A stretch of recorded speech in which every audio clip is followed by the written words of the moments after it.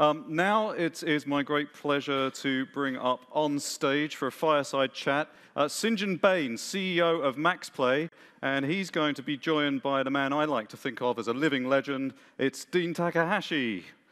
Please welcome him to the stage. Thanks, Stuart. Thank you. Alrighty. Just coming out with the sword, you know. I think I've dressed up enough for today. Yeah. Thank you all for joining us again. Sinjin, I met him at GDC earlier this year. I was asked to visit this new startup in San Francisco that's run by an ex-EA executive, and got the impression that they were up to some very ambitious things. And I saw their platform demo. It's very interesting, and it has some potential to disrupt a market that's been around for quite a while. Although I did think that he was a little crazy to try to take on Unity and Epic as well, but welcome, Sinjin. Thanks, Dean. I appreciate the taking on Unity and Epic thing out of the gate. I think we have a little bit of a different perspective on that topic. We're coming into the market of software platforms a little bit differently.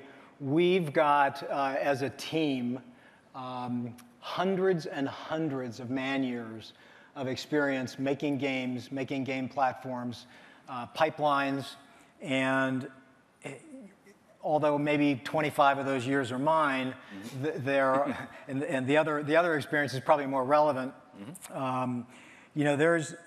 There's really an interesting opportunity in the market.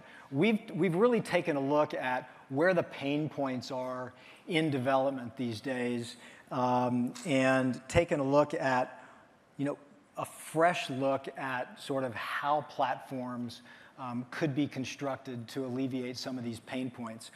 We just started with the simple, basic assumption that as developers, because we are developers, we really want and are looking for easier to use platforms that are really extensible and can be modified easily. Not have to hack in changes, not have to wrestle with the architectures of platforms and tools. So that's kind of how we came at the problem and what we're trying to solve. And it became apparent to us that we needed to take a look at the core architecture and architectures of what platforms can be and could be. And after a lot of thinking and research over a number of years by some really smart guys, it became apparent that we needed to look to other industries. And we looked to other industries that have solved some of the problems we have. And we found scalable, service-oriented architecture that is enterprise-based in other industries that have solved a lot of the same problems. Like cloud computing or enterprise software? Enterprise software, it's basically SaaS, right? So how do we bring the abilities of SaaS platforms into game development, deployment, and live operations? That's really kind of where we started. So this is the approach, basically, to modernize the game engine? I think that it's a way to look at it. Modernizing it is one way to do that. People are making games today, right? We're making a lot of games on a lot of platforms.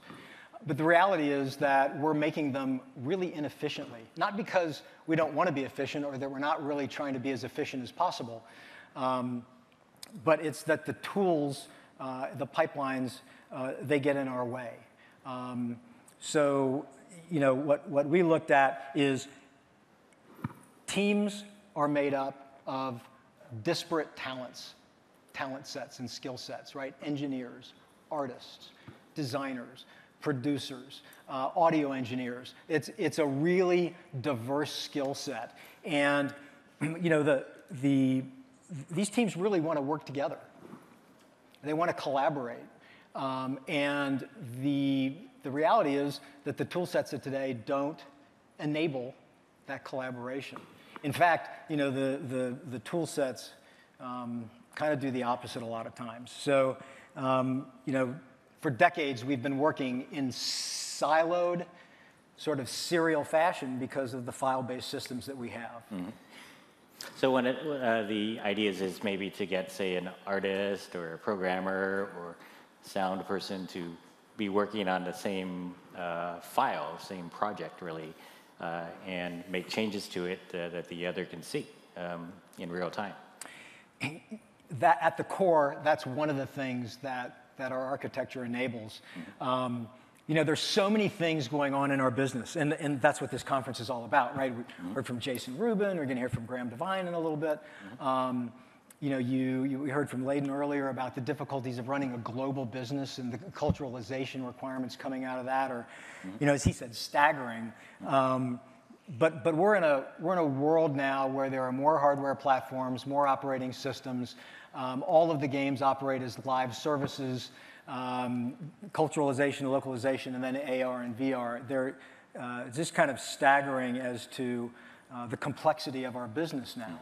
And so what we kind of did was take a look at, okay, well, what's required? And really what's required is a big leap, and this is the leap that we've made. We've taken an approach from the ground up to create a new architecture, not only for game development, but also for runtime. So our architecture is a fully enterprise software as a service architecture. It's an SOA model, so it's fully extensible at the high level and the low level. You can get into the production paths, you can add your own tools, you can pull parts of the platform out.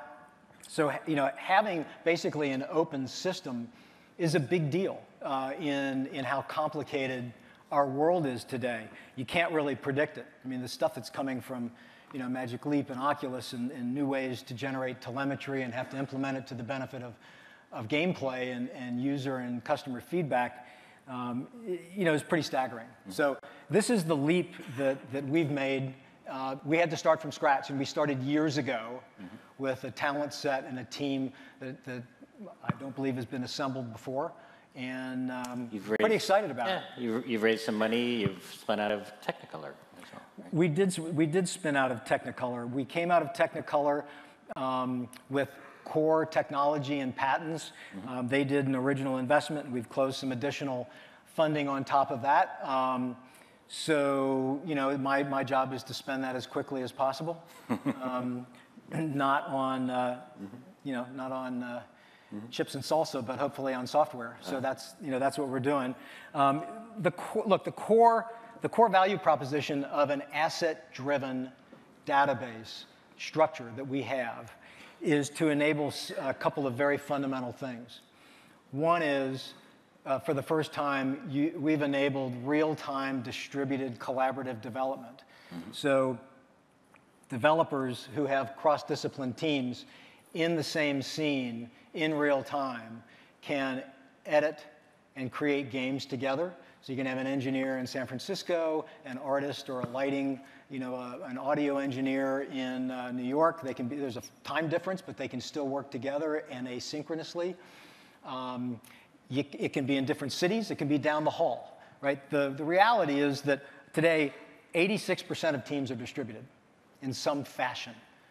Everybody's not sitting in the same room on any platform. So part of our goal is to enable people to work in a more iterative fashion, a more collaborative fashion, and this architecture enables that, so that's one thing. The other thing I'm